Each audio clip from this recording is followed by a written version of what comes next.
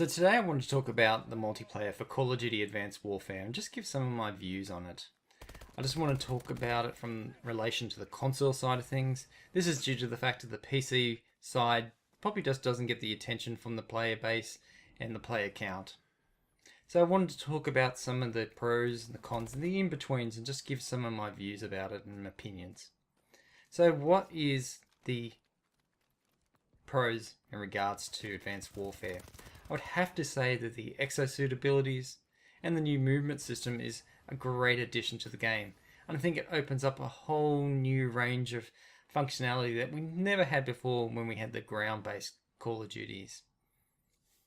But it's also really created this high learning curve for a lot of players, which is a good thing to see because it adds this new layer of skill that people have to learn.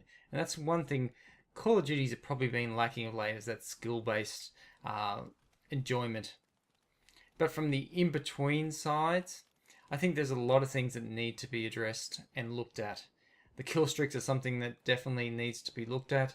It's just the fact is, achieving a kill streak is a major thing at the moment due to the fact of the high time to kill. Most times in most games, people aren't even achieving most of the higher kill streaks. So something needs to be looked in regards to that, whether they lower the points for achieving the kill streaks or they look at changing the time to kill. Something that needs to be addressed. The assault rifles have become the dominant weapon in the game, and basically every person is using an assault rifle now. This is not a good position to be in, because the fact is the other weapons and the other classes aren't getting utilized due to the fact is nobody wants to gravitate away from the assault rifles. So I think Sledgehammer really needs to look at addressing this and probably look at changing up or tweaking the assault rifles. The issue is at the moment with a foregrip, most assault rifles are deadly laser beams that kill from halfway across the map. So assault rifles should be good medium to long range weapons. SMGs short to mid range, and the shotguns are close up, they absolutely devastate. LMGs are sort of that middle ground between them all. I've heard a lot of people also complain about the spawn system and saying that it's broken. I don't actually believe the spawn system's broken. I think it just cannot cope with the new movement system. It's still probably based off the traditional spawning algorithms that were in the game previously, and just due to the fact that the new movement system allows you to flow across the map so quickly, it's just unable to keep up with it, and it's causing a lot of issues and causing people to spawn into front of enemies because they've gotten across the map so quickly. And the other thing is, the maps are probably actually too small for Call of Duty for once. Just as the new movement system is allowing people to flow across maps so quickly, they just become so small. So with the maps being so small and the movement system being so quick, I think the issue is at the moment is the maps are just so busy with people traveling all over them, it's causing an issue. Maybe they should look at reducing a lot of the game modes down from 6v6 to 4v4 to try and alleviate this.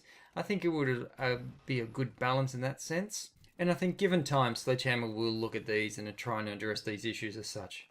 But for me, what's the biggest con in relation to Advanced Warfare? It would have to be the fact that dedicated servers are not implemented in the game for all game modes. Now, a lot of people say dedicated servers are not the answer and not the magic formula. True, they don't fix every problem, but they do help resolve a lot of issues. And I think especially in smaller communities like here in Australia, where we don't have tens of thousands of players to pull on, like say the US or Europe, we may only have smaller communities of maybe a couple thousand, maybe even less players in the area to be able to play with.